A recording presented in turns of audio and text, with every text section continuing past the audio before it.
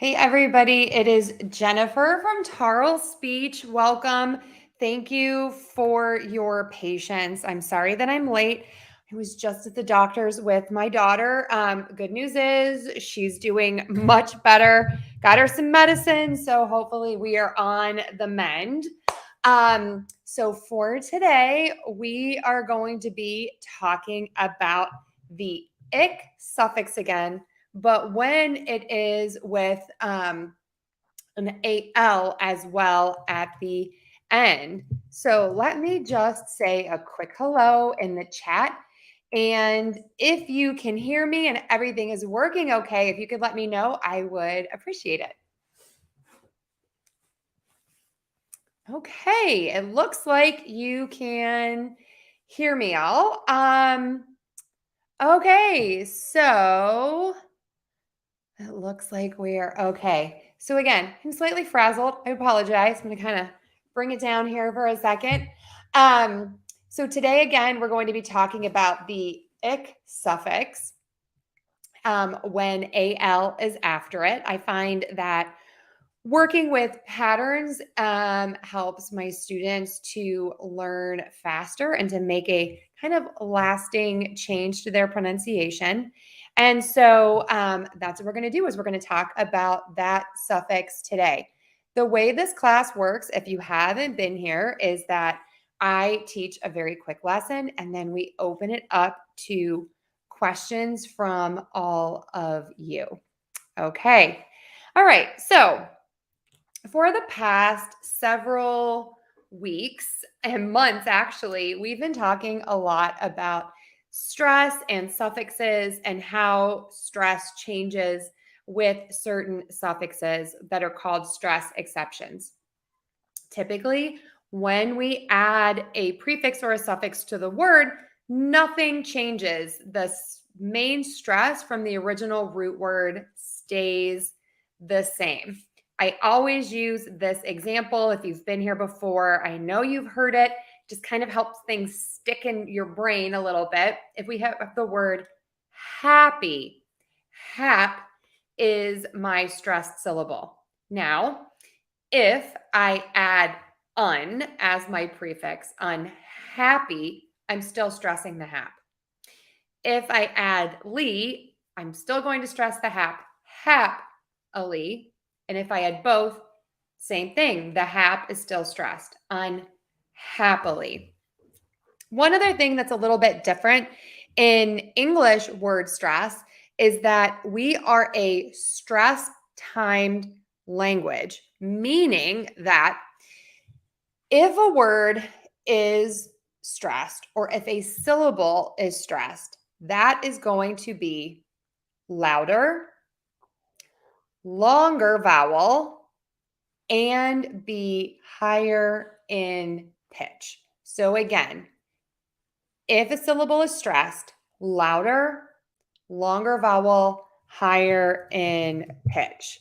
I'm actually going to put that in the chat for those of you. Someone just told me to speak slower. I'm sorry. I'm a little frazzled, so I did start a little fast. Sorry about that. So louder, longer vowel, and higher pitch. Okay. What I find is that a lot of my students tend to use just one of those, and they typically skip that vowel length difference. So when thinking about stress, you also have to think about that unstressed component. And that means that the unstressed syllables or words are lower in pitch, shorter vowel length, and it is going to be softer. A lot of my students will say certain things sound mumbled in English, and that's what that is. It's that reduction, that unstressed syllable. And I'm actually going to be teaching down the road a bit some classes on the unstressed reductions, especially in words that we use often. So again, think about making your vowels a little bit longer, and that should help. Okay. So let me just check the chat here to make sure that I'm not missing anything. All right. Let's see. So yes, hello, speak a little slower. Let's see. Hello in El Salvador. Oh, my French pronunciation is atrocious. I tried to learn French on Duolingo. I failed miserably. Côte d'Ivoire. I think that's maybe how you say that, Lord Marshall. And I hope I'm speaking slower for you, Lord Marshall. Hello, Ivan. Speech direct and indirect. Can you tell me a little bit more about what you mean by that? Oh, and thank you, real Joe Biden. You said you like me. That's so sweet. Okay.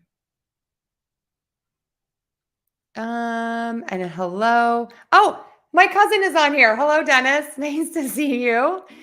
Okay. So this is a little bit out of order, but I do want to answer this one. I always hear Americans say, "What do you got?" Or you actually might hear people say, "What do ya?" What do you got? Which is what do you got? And that means what do you have? It is a colloquial expression. And we do use it in casual speech often. Even sometimes I hear people in more formal situations using this as well. So that's a great, great question.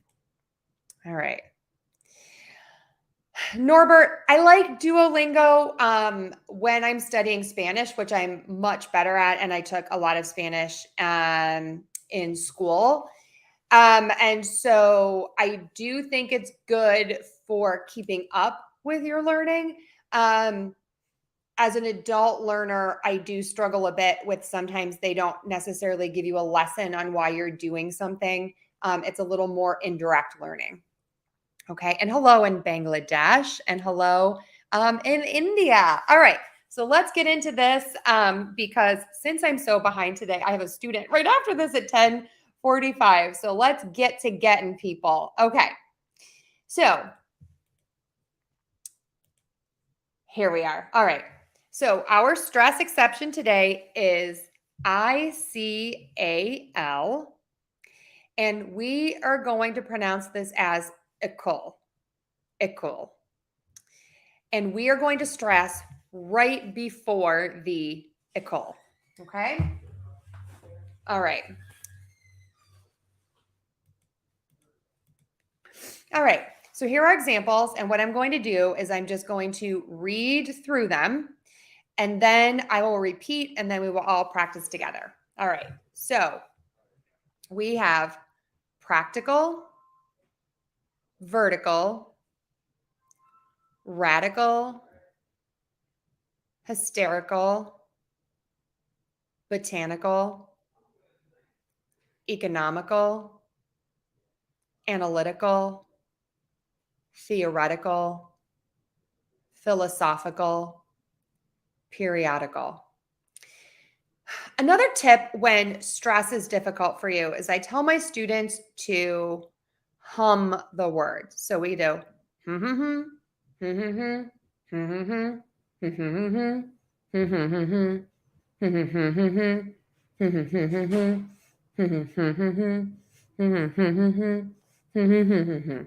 Okay. I know that sounds weird, but that really does help a lot of my students. All right.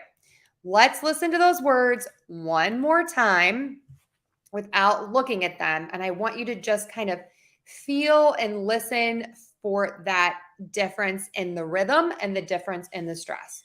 So we have practical, vertical, radical, hysterical, botanical, economical, analytical, theoretical, philosophical, periodical. Okay.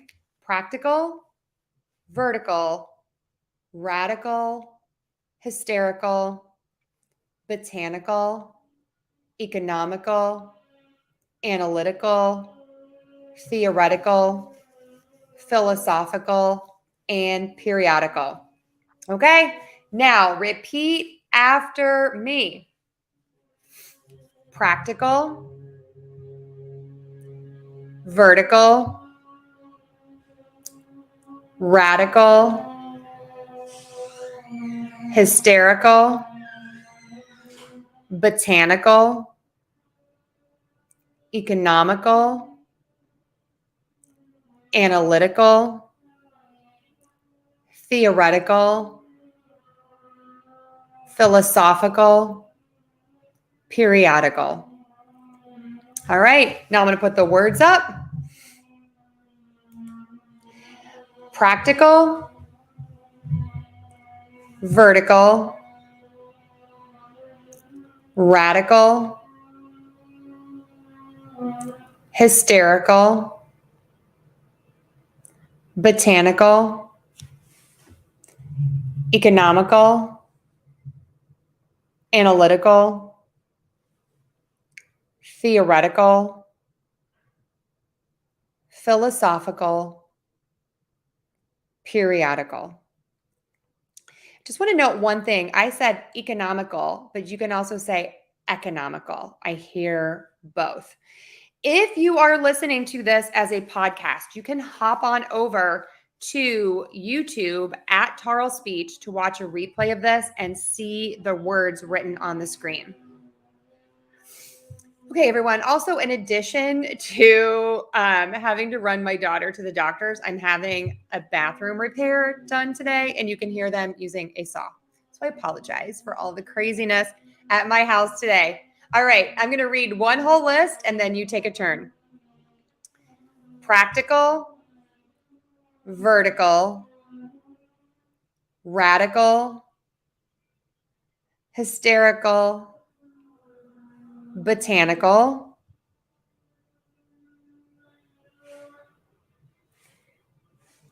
economical or economical, analytical, theoretical, philosophical, and periodical.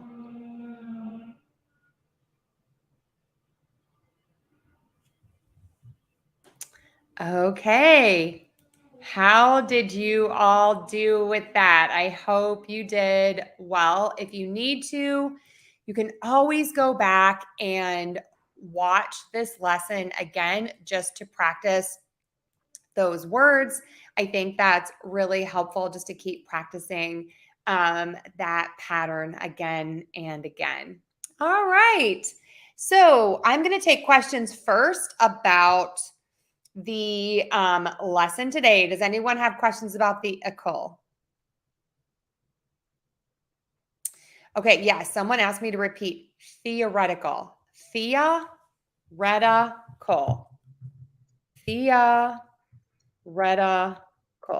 Theoretical. Theoretical. Okay.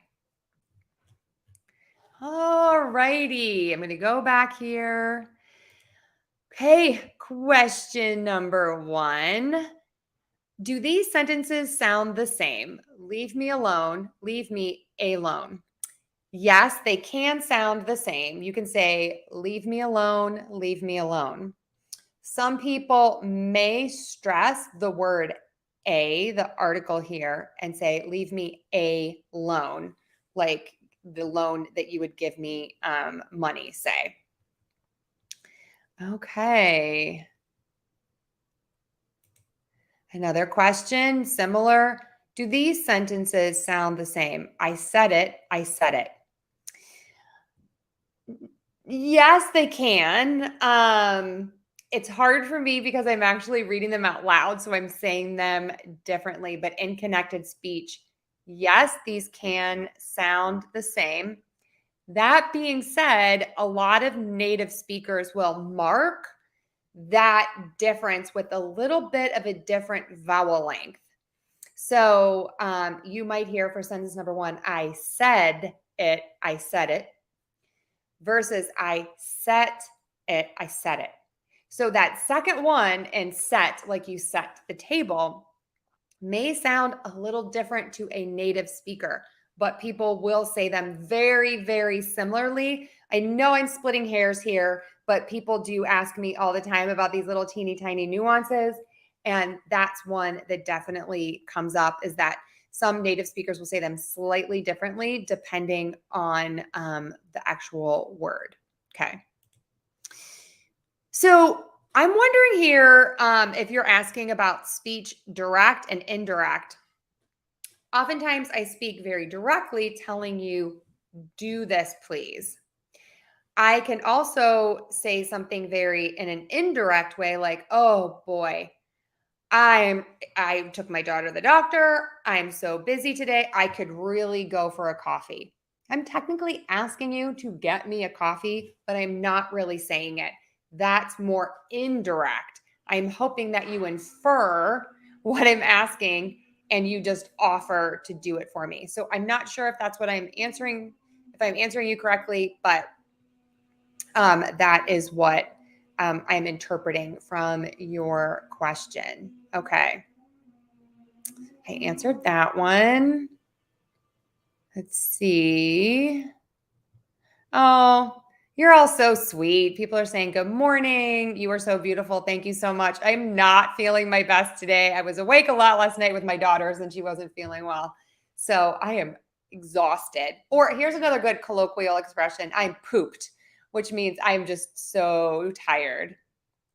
Or a funnier one that I always say, I'm pooped in the dupes, which I think basically goes back to my Polish grandmother saying dupa, but I'm pooped in the dupes. I'm really tired. All right, let's see. The A in watch, is it an A or an O? I'm going to say it's a short O sound. Ah, it's not ah as in watch. So it's not that short A, it's the short O in watch. I hope that helps. The real Joe Biden. I never expected that to be your picture, but welcome just the same. All right. I want to know how I can use them in a sentence example. Okay. So you can say, do this, please, or I could use some help, or I'm really exhausted. I would set more of a context if you can. That always helps. I'm not quite sure how they're asking this on the test. But indirect would be not saying exactly what you want and having someone then offer their assistance. Or you could even do something such as, let's say that someone looks very beautiful, and you could say, oh, you look beautiful. Or you could say something like, oh, did you get new glasses? I like those, kind of inferring that the person looks beautiful. Okay, can these sentences sound the same if we speak fast and drop the H? I helped him. I helped him. I helped him. I helped him. Actually, they would sound different because you would have a slight pause with the before the Tim. I helped him. I helped him, as opposed to I helped him. It's a little bit different because of the way that I connect those words. Now, technically, they have the same sounds, but I think that they would be pronounced a little bit differently. And again, my one caveat is it's always really hard for me because I'm actually reading the sentences, which makes me say them a little bit differently. And hello, nice to see you here. Hello. Okay, I don't know what Telegram is. I know I'm kind of showing my age, but what exactly is that? Is that like WhatsApp? Is that like Among Us? I think that's the name of it. Among Us? No. What's the name of the other app that people have been asking me to get on? Something with a D, maybe. Oh, geez. I can't keep up with all of you young people. I'm looking for the app. I can't remember.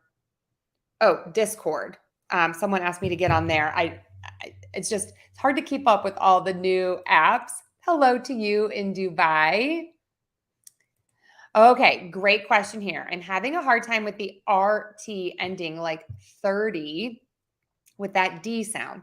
When you pronounce this sound, is it the same place as a true T takes? No.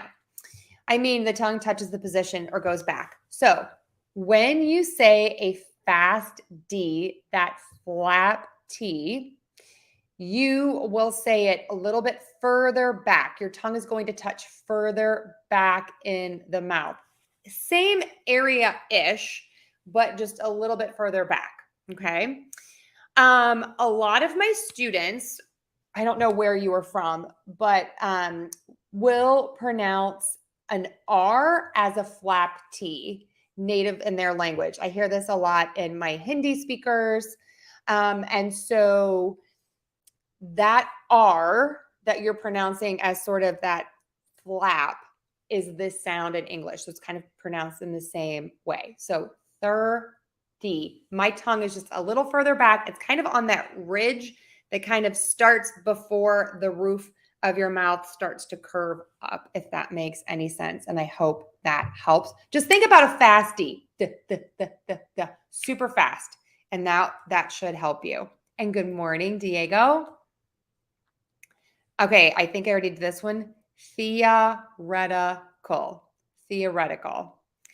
Leave me alone, leave me alone. I answered that one.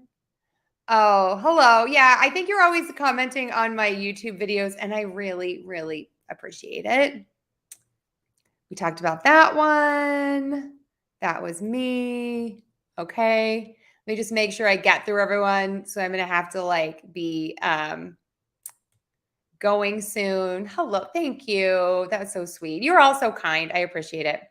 What's up, dude? What is subdued? No, those would be pronounced differently because of the stress. What's up?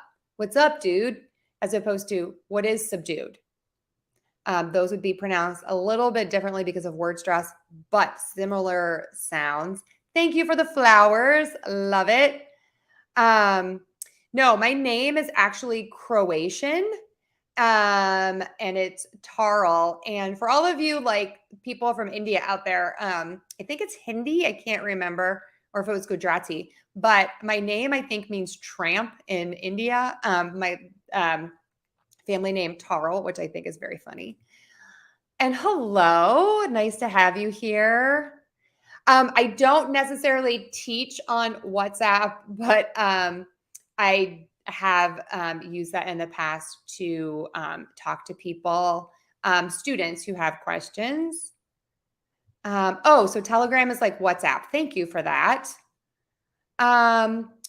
Let's see. Nice to meet you. I'm in the US. I'm in the state of Pennsylvania here in the United States. It's a beautiful state, lots of hills and mountains. Very green, very hot and humid right now. Very nice.